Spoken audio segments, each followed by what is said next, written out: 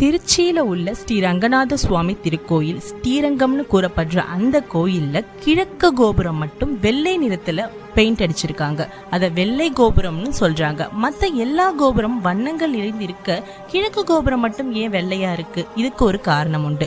15ஆம் நூற்றாண்டுல முகலாய மன்னர்கள் படையெடுத்து வராங்க. படையெடுத்து வந்து அங்க இருக்கிற ஸ்ரீரங்கத்துல உள்ள பொன்னியும் பொருளையும் திருடுறாங்க.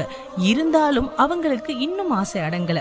இந்த ஸ்ரீரங்கம் கோயில்ல ஏதோ ஒரு பொக்கிஷம் ஒளிந்திருக்கு அப்படின்னு சொல்லி அந்த கோயில் கிட்டே முகாமிட்டு தங்கி அந்த கோயில தேடுதல் வேட்டையை ஆரம்பிக்கிறாங்க. இதனால அந்த ஊர்வாசிகள் ரொம்பவே சிரமப்படுறாங்க. இப்போ அந்த கோயில்ல உள்ள தேவதாசியான வெள்ளை அம்மாள் அப்படின்றவங்க கோயிலுக்கு பணி செய்து வந்துட்டு இருக்காங்க. தன்னோட வாழ்க்கையே ஸ்ரீரங்கருக்கு அப்படின்னு சொல்றவங்க தான் தேவதாசிகள். கோயில்ல இருப்பாங்க, உயிரையும் கோயிலே திறப்பாங்க.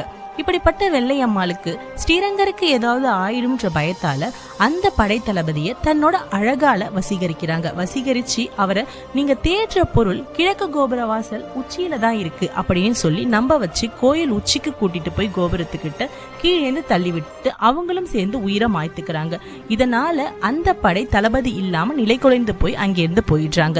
வெள்ளை அம்மாளோட தியாகத்தின் அடிப்படையால தான் இந்த கோயில் காப்பாற்றப்பட்டிருக்குன்னு நம்பப்பட்டு அந்த கோயிலோட கிழக்கு கோபுர வாசலுக்கு வெள்ளை நிறம் பூசப்பட்டிருக்கு. இன்றைய வரையும் அந்த கோபுரம் வெள்ளையாதான் காட்சியளிச்சிட்டு இருக்கு. நன்றி.